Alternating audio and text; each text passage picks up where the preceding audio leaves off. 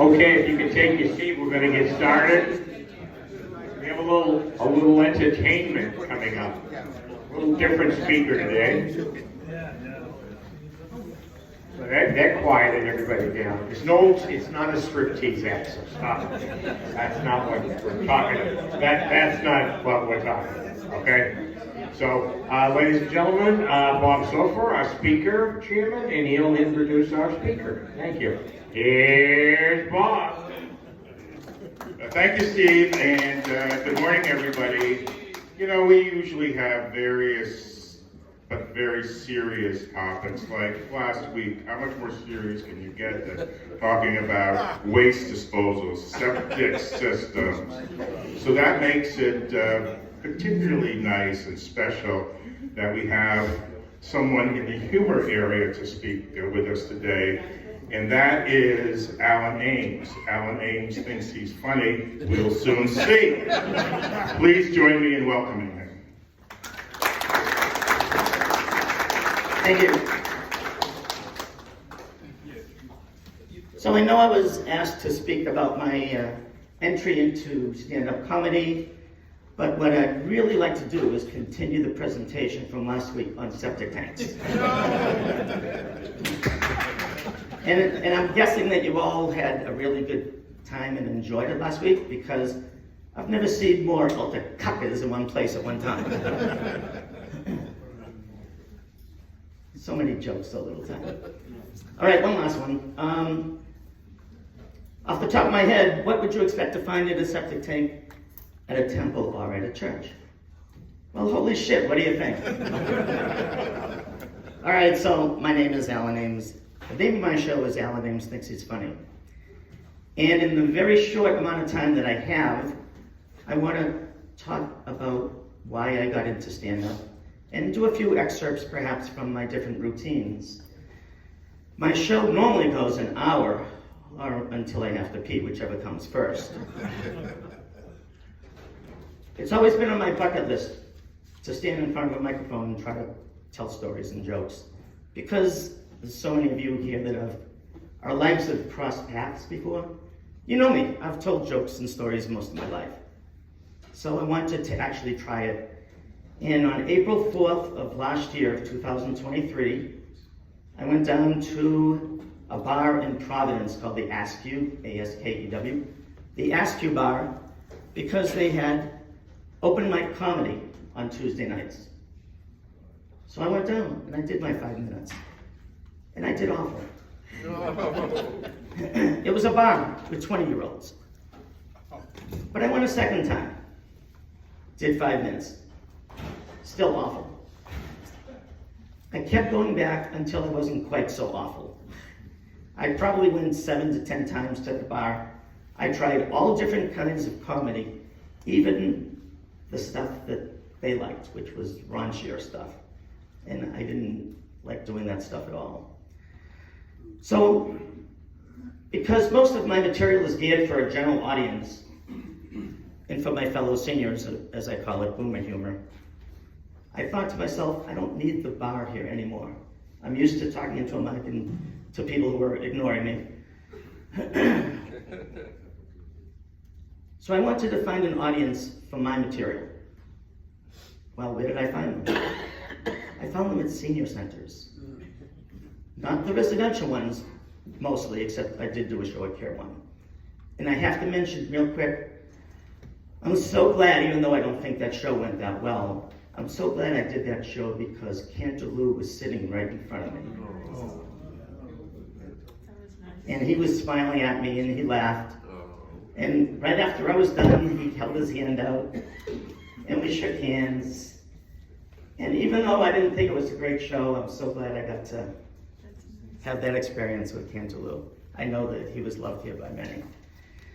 So, when I refer to senior centers, I'm talking about actual buildings where seniors go, like you have a senior center here, not so much a residential place. So I sent out a bunch of emails, and I got a few responses, one from here, and one from Foxborough. So last August, a year ago, was my first one-hour show at my senior center in Foxborough. Now, I did live here in Sharon for over 35 years, But we've already downsized, and now we're up the road in Foxborough. So I did my first show in Foxborough at the Senior Center. My first 1 hour show, not so good. It was okay, but not so good. But I kept at it, and to tell you the truth, I thought that after 2 or 3 times at the bar in Providence, I would just like call it a day. All right, I'm done, you know? But for some reason, I'm still going at it. Something inside of me is saying, keep doing it, keep doing it, keep doing it. And I study my routines, I record them, and my show evolves and evolves and evolves. So since August of last year, I've done at least 14 or 15 one-hour shows all over the South Shore, even as far as Cranston, Rhode Island, even as far as Laconia, New Hampshire. And I've even done my show down in Silver Spring, Maryland. But that's because our son lives there. And on his own, he reached out to the director of that center and said, hey, my dad is this big time comedian up in Boston, would you like me to do a show next time? I said, no. So thanks, Kenny. So my wife and I, and a lot of you know Anita as well, we went down Mother's Day weekend. And that Monday morning at 10:30 on our way to the airport to come home, I did my show to about 100 people at this huge senior center in Silver Spring, Maryland.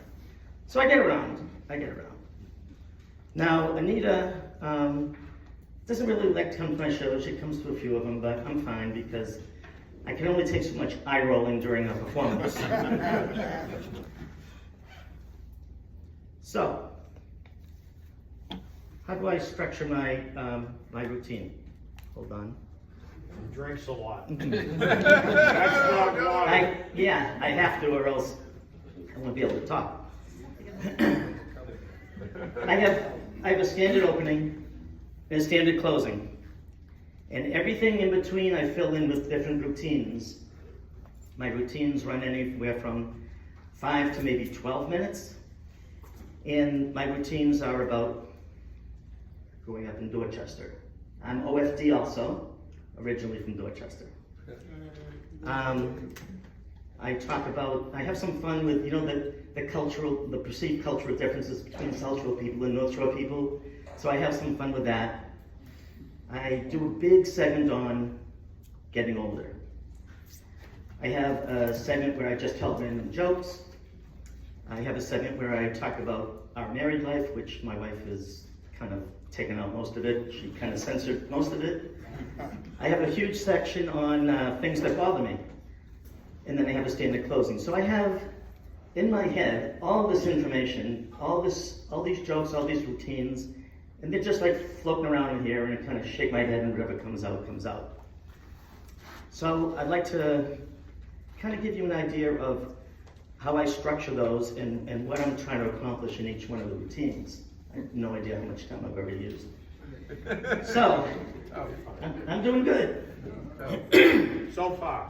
Yeah, so far. Yeah, by the way, if anybody ever wants to try stand-up comedy, let me know. I'll give you 5 minutes, you can open for me anywhere. No, for real. Anybody wants it? Yeah. My daughter Sarah did that, stand-up comedy. Yeah. She might want to do it again. Well, they would get in touch with me.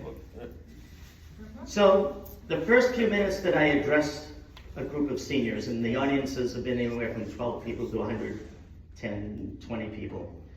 I only have a few minutes to accomplish 2 things. I have to get them laughing or at least smiling within the first few minutes, and I have to get them to like me. I have to get them to connect to me just a little bit, or else it's going to be a very long hour.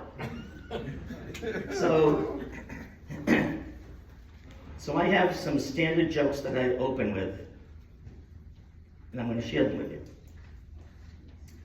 I do an announcement, and it goes like this. I tell people, oh, I have an announcement that the Senior Center wants me to give, and it goes like this. If anyone is here for the toenail cutting clinic, it's actually been postponed until tomorrow at 2, followed immediately by dinner at 2:30. So it takes them a second to think about that, and I say, that's a joke, don't come here tomorrow at 2. And then I ask, is everybody comfortable? Usually get yes. And I go, I don't know, it feels a little short and chubby in here, or is it just me? So that gets them a little bit more involved. So then I'd say, now that I'm doing stand-up comedy, people ask me all the time, so are you funny? Are you funny? And every time I say the same thing right back to them. I say, I must be funny because every time I step out of the shower, my wife laughs. Thank you, Ron. And the fourth joke I tell, they love. And this is just an old joke that I've given new life to. This man lives in senior housing and he's about to turn 80. His friends want to play a joke on him. So they hire a professional woman to visit him on the day of his 80th birthday. So that day arrives. So knock on the door and a beautiful young woman walks in and she exclaims enthusiastically, she says, I am here to bring you super sex. So the man thinks for a second and he says, thank you very much, young lady. I think I'll have the soup.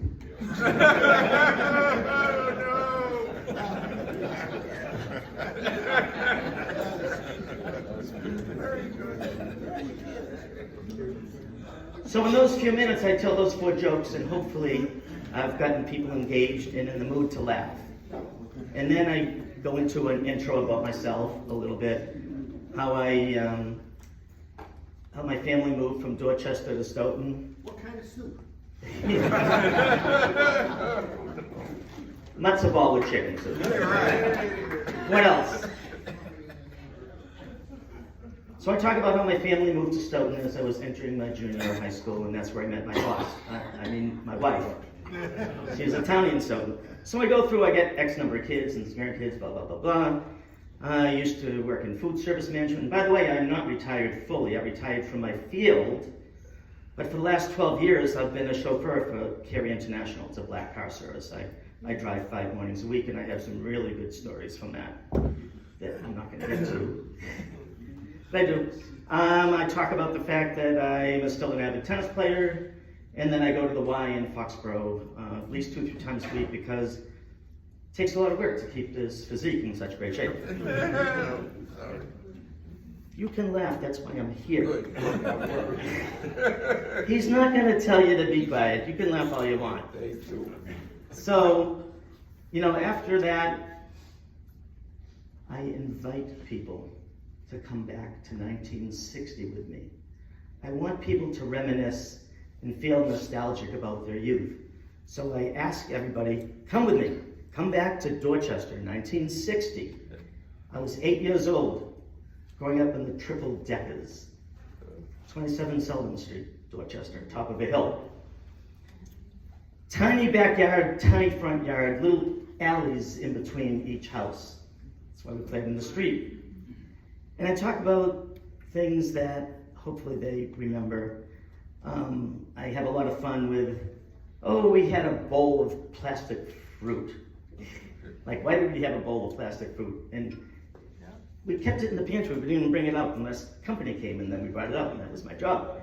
I talk about plastic on the couch, right? This fitted piece of plastic on the couch that never comes off. Even when company comes over, they got to sit on the plastic on the couch.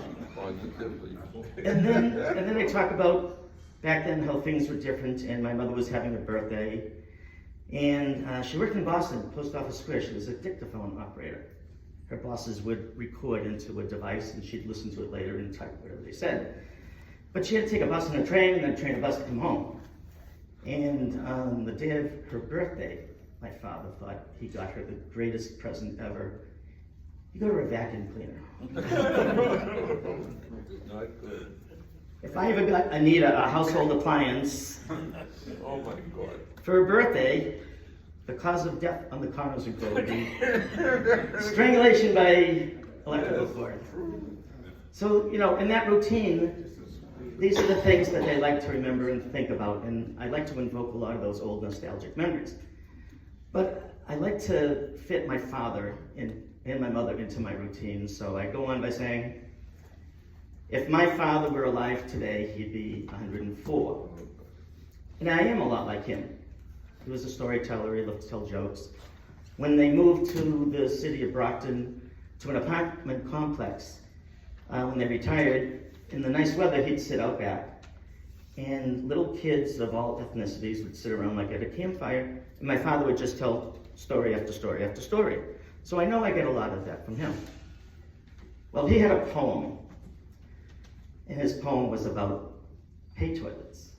Oh my God. Yeah, because growing up in Dorchester, in Boston, at the retail stores and in public places, there were pay toilets. You needed like a dime or something if you needed to use a stall. In fact, didn't we have those shoes with a little slit on the top of it to put a coin? Thank you, penny loafers. So to honor my father's memory, I tell this little poem, and it goes like this. Here I sit, broken-hearted, paid a dime and only farted. That's a junior high school story.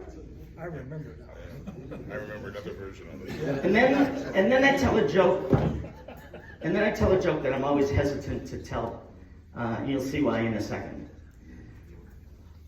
So my father also knew exactly what to say to me when I made a mistake or I did something silly or stupid.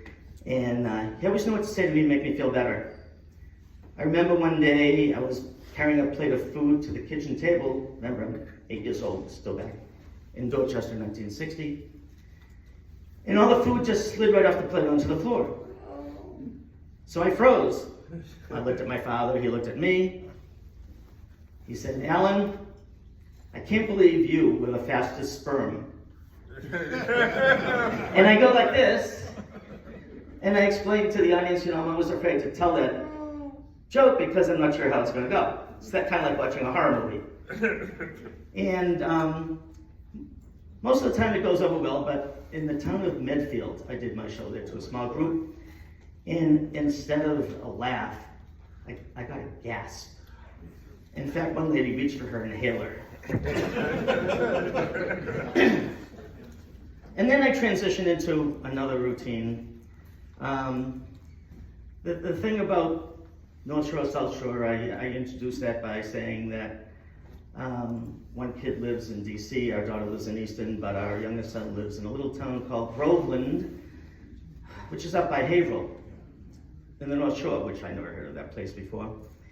And the reason that he lives up there is because he married a North Shore girl. Not even from any of the good towns, not from like an Andover or Marblehead, Swampscott, any of those good towns. She's from Lynn. Oh no. Lynn is a tough city. Lynn's a tough city. In fact, there's a poem about Lynn. Do you know it? Lynn, city of sin, you never come out the way you went in. Now, I didn't make that up. That's an actual poem about Lynn. So, really tough city. I remember the first time that we met Jen, his wife, our daughter-in-law. They did get married. She's tall, like 5'9", long blonde hair. And right away, you could tell she just loved jewelry. Because she had all these rings and necklaces and bracelets. And even the ankle bracelets. She had jewelry. In fact, that ankle bracelet was so stunning, you could hardly even tell that it was a GPS tracking device.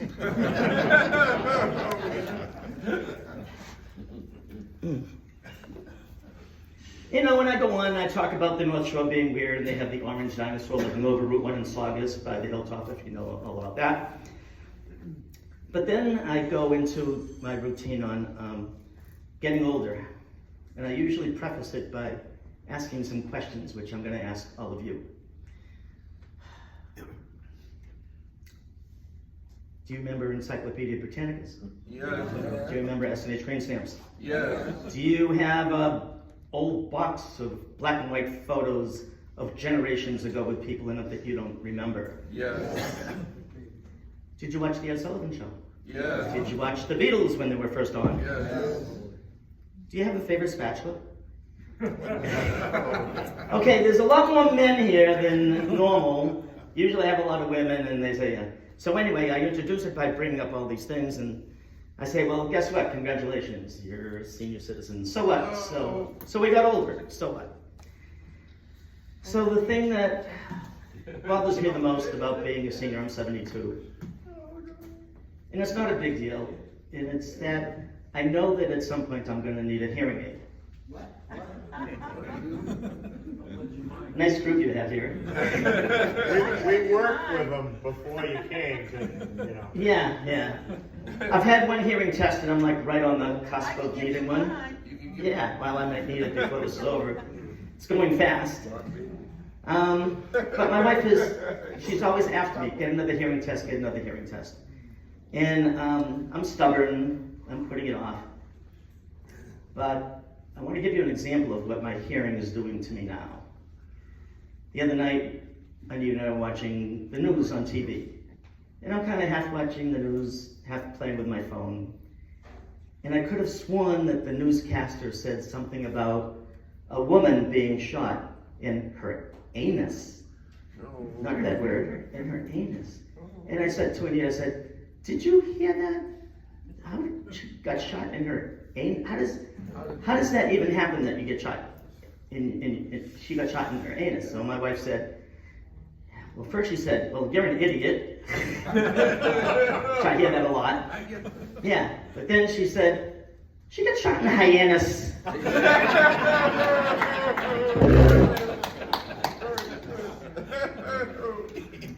I end that segment with a true story about having a colonoscopy. I hate it. Yeah. No, we all do. But it's the prep, right? So I've had 3 colonoscopies so far. All okay, thank you. But the worst part of it for me was always the prep. Used to be this citrusy, yucky stuff, right? But for my 3rd one, my wife had one about a year before, and she said, no, there's alternatives now. She had the Miralax with the Gatorade, all right, which she said was fine. My son-in-law, Ryan, that's your son I'm talking about, Ryan. Neil, that's your son I'm talking about. Ryan had a colonoscopy and his prep was the series of pills that he drank with a lot of water. Now remember that the desired effect is to get cleaned out, right? So I did the Miralax and the Gatorade, but I know in 3 years when I go back, I know exactly the kind of prep I'm going to do. Since I am lactose intolerant, I'm just going to eat a bunch of ice cream the night before. No, don't do it. It will have the exact same effect, trust me. In fact, I can hear my doctor now, Dr. Kumar, my gastroenterologist. I can hear him, after the procedure, I can hear him saying to me, gee, Mr. Ames, you did a really good job with your prep. What method did you use? I used Ben & Jerry's. Now, It won't work. it worked fine, trust me. Now, most people, and I am not like most people are concerned when they have a colonoscopy, or actually any kind of a medical procedure, right? You're worried about the outcome, the results, will something go wrong, the anesthesia, blah, blah, blah, blah. Not me. I couldn't wait till that colonoscopy, because for me, it was an opportunity to try out some new material. Because I had, in my head, for months, this greatest joke that I wanted to tell right before the procedure. So picture this. I'm on the table, we're in the procedure room. I'm on my side, the doctors are gathering behind me. And I said to the young woman who was going to administer the anesthesia, whatever that drug is that feels so good when you drift away, for those of you that had it and then you wake up in recovery, right? So I said to her, I said, do me a favor, let me know right before you inject that medication and that, will send me into La La Land, because I have a question I need to ask Dr. Kumar. She says, okay. So a few minutes go by and she says, okay, Mr. Ames, now's your time. So I said to Dr. Kumar right behind me, I said, Dr. Kumar, I have a question. He goes, yes, Mr. Ames. I said, if I hear someone say, What an asshole. Will that be a compliment or an insult?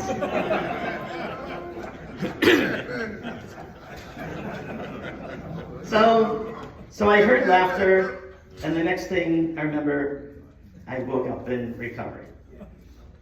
How am I doing? 5 minutes, oh my God. And I wanted to leave a few minutes for Q&A.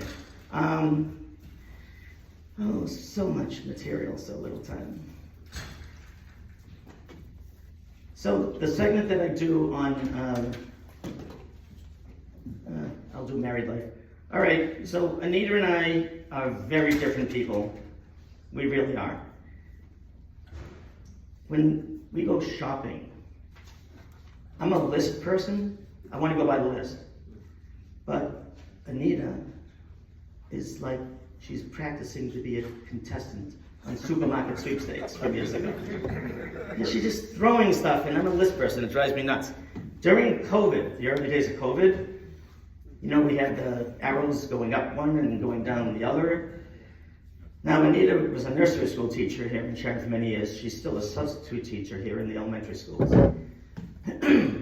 If we were going up an up lane aisle and someone was coming down the wrong way, she would approach them and guilt them into doing one of two things. They were either going to turn around or they were just going to leave their cart and walk away. That's how good she is. You know, during COVID, we were both laid off. We were home together for 4 or 5 months, I think. Give her my condolences. What's that? Give her my condolences. Yeah. So, we had our worst fights during COVID. And it wasn't about money, and it wasn't about being together all that time. Our fights were about the correct way to do a jigsaw puzzle. Because she liked to do the outside, we both did the outside first, and then we do the inside, but I would look at each piece, put it where I thought it belonged. She liked to work on the area. In fact, we replaced our refrigerator recently, and sure enough, there were several jigsaw puzzle pieces behind the refrigerator. We all know how they got there. Now, since I'm out of time, and I think we might have some time for Q&A, I just want to share with you how I end my show. I say this, I say, I have one piece of advice to give you. If someone were to come up to you and ask you for a piece of advice with all your experience, you most likely would be able to come up with something. So from me to you, and I hope this comes in handy one day, this is my advice to you. Never go through a car wash when you have to pee. Never ends well.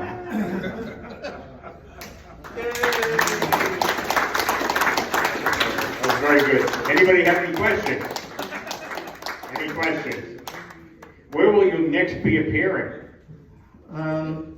I am returning to the Franklin Senior Center sometime next month. I forget the exact date.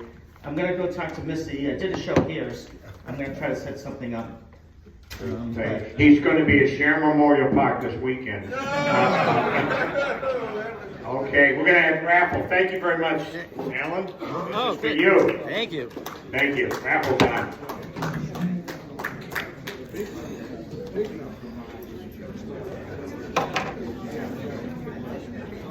Nine four five four. 9454.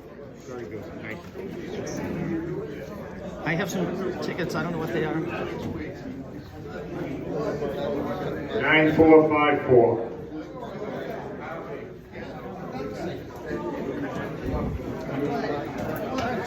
Very good.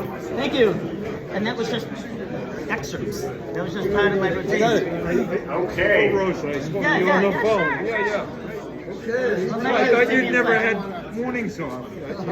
I took today off. We're very slow. We're very slow in August. 9470. Yeah, 9470. I'd like to. Remember, Tier 1 next week. Tier Heard 1. the expression. They're going to have a discount if you sign up that day Penny jokes? Sure. to move in. So, think about it. Sorry, the penny dropped Oh, the penny dropped. 9470. Oh, no. I know you- I never I heard know that. No, you know what I wanted to say? You want to Oh, suspend okay. me I've for never 2 heard that. weeks, it's okay. I'm You gonna don't look want that me up. to come.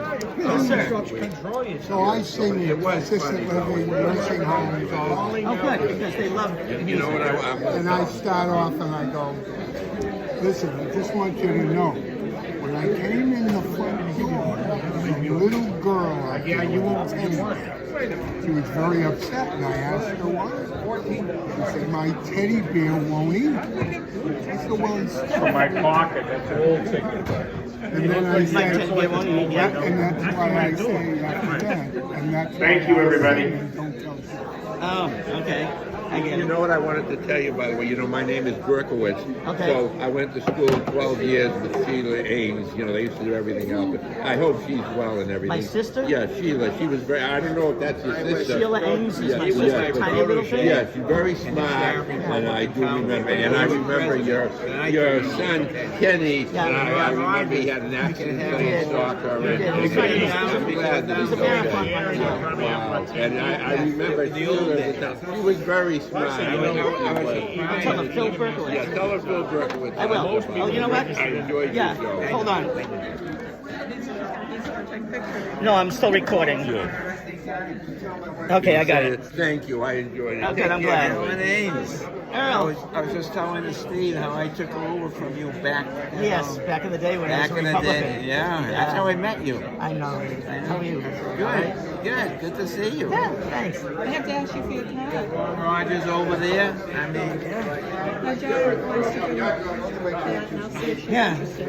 Okay. Your name is Sarah. Okay. hey, Well, you were my inspiration when you. Well, he was afraid of me. Yeah. I yeah. saw him when he first started doing it. He was putting us to sleep. Yes, it was pretty good. No, but you could, Okay. It's all practice and It's all in my head. I don't reaction. refer to any notes or anything you know anymore. what? The stuff you did at the very I've heard beginning, the whole Al. thing. Oh, because you've watched my shows on YouTube. I did. Good, I'm glad. The extemporaneous stuff about the toy at the beginning and the septic, that was good too. Oh. You're much better off extemporaneous. Yeah. It's not Sometimes. not a bad tennis player. Right? So I hear. I will. He won a tournament with his son. Great. Well, that's good to hear. Came in second. Oh, you came in second. I have 4 runner-up trophies. I don't have 1 winner trophy. Well, Not yet. There's still time. You remind me, I had 2 one-liners when you were speaking. Yeah. One How's of them everybody was, okay? You talked about getting in shape, Yeah. and I just remember round is a shape. Round is a shape. That's right. And the other one at the end here, for an old person, advice, never trust a fork. Never trust a what? A fork. Never trust a fart. Okay. I'm not prepared to. I'm not sure I get that, Not but me either. Oh, you don't. I wouldn't. Well, here's the one. Here's your little poem. Here's what I learned. Yeah. Here I sit, broken-hearted, could not shit, only farted. There's variations on I that. know there's a lot of Yeah. there's a lot of variation. Thank you so much. We really appreciate it. I thought it went well. You think they enjoyed it? Oh, very much so. I apologize for Steve. He's so difficult in terms of letting people, express themselves. So I thought it went very well. No, I got some of my good stuff in. I agree that one of the most effective things to do when you're making a presentation is what you talked about, getting the audience to like you, and then you said the other thing was Gotta get them to laugh. I gotta get them to start smiling and try to get laughing. some credibility. I think that helps a lot. When I retired, I hope to study being a raconteur, storyteller. Right, because that's a fancy word for obviously for being a storyteller. There was a group Also, in the it's called a humorist. a humorist, right? Yeah. Well, I would classify you as between a humorist and a comedian. I am. Yeah. I'm exactly in between both. Right. Yeah. I would describe I it. didn't get. Well, I could easily do 45 minutes, take a break, and do another 45 minutes. Anytime. There's that much in my head. That's good. You know? And you get better as you practice. Yeah. Practice. When I used to give presentations, they weren't funny, but you would do that all the time. You would practice. You had the right inflection in your voice. Thanks again, Alan. Really Thanks for appreciate having it. me. Yeah. Silver Spring, that's where my daughter and son-in-law and 3 of my grandkids live. Where in Silver Spring? Do you know where? He lives near a huge senior center that's around the corner from him. I can give you his address. Let me turn this off.